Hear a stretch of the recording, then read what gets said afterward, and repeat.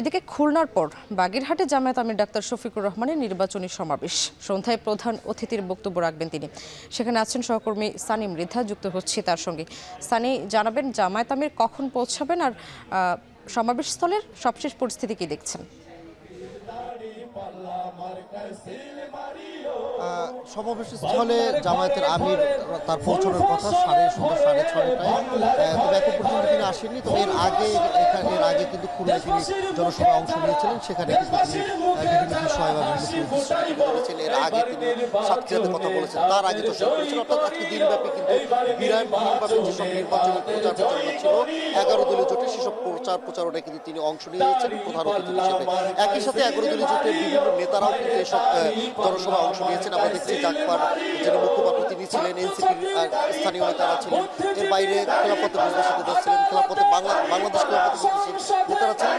প্রত্যেকটা জায়গায় আমরা লক্ষ্য করতে পেরেছি আবেদন সমর্থকরা যেসব জায়গায় সমাবেশ হয়েছে প্রত্যেকটা জায়গায় কিন্তু এই সমর্থন পুরো জায়গায় কানায় কানে পরিপূর্ণ ছিল, আমরা এখানে লক্ষ্য করতে পেরেছি।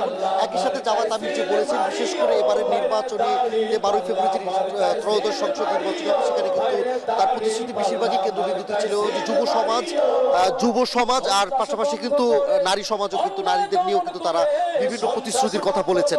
বিশেষ করে যদি বলা যায় নারীদের শতভাগ নিরাপত্তা নিশ্চিতে কিন্তু তার দল যদি ক্ষমতা আসে সেটা নিয়ে কাজ করবে। একই সাথে সরকারি অর্থায়নে কিন্তু যুব সমাজকে প্রশিক্ষিত করে কিন্তু কর্মসংস্থানের ব্যবস্থা করে দেওয়া হবে যদি 11 দলীয় জোটের 11 দলীয় জোট যদি ক্ষমতা আসতে পারে। এর বাইরে তিনি বলেছেন যে সম্প্রতি তার জামায়াত নারীদের যে সমর্থিত নারী সমর্থকরা রয়েছেন, জামায়াত সমর্থিত বা 11 দলীয় সমর্থিত যে নারী সমর্থকরা রয়েছেন, তাদেরকে বিভিন্ন জায়গায় হেনস্থা করছে কেউ, সে বিষয়ে কিন্তু কঠোর হুঁশিয়ারি দিয়েছেন যে ভবিষ্যতে যদি এই ধরনের ঘটনা আর ঘটে সে বিষয়ে কিন্তু তারা সহ্য করবে না বলে এমন হুঁশিয়ারি দিয়েছেন।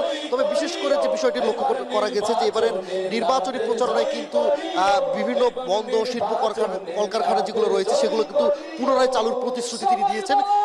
গত 2 দিনে দক্ষিণ পশ্চিমাঞ্চলে যে জেলাগুলো রয়েছে, অর্থাৎ কুষ্টিয়া থেকে শুরু করে কিন্তু চুয়াডাঙ্গা, মেহেরপুর, যশোর, বাগেরহাট, খুলনা, এই জেলাগুলোতে কিন্তু 2 দিন ব্যাপী বিরাটভাবে জামায়াতের যিনি আমির ডক্টর শফিকুর রহমান তিনি কিন্তু এই সমাবেশগুলো করেছেন। একই সাথে আমি যদি বলি যে আজকের এই বাগেরহাটে সন্ধ্যায় যে জনসভাটিতে অংশ নেবেন, সেখানে তিনি কথা বলেন, নির্বাচনী তার প্রতিশ্রুতি তুলে ধরে কিন্তু দক্ষিণ পশ্চিমাঞ্চলে নির্বাচনী প্রচারণা তিনি শেষ করবেন। এরপরে তার কথা রয়েছে জামালপুর বা বিভিন্ন জায়গায় যাওয়ার।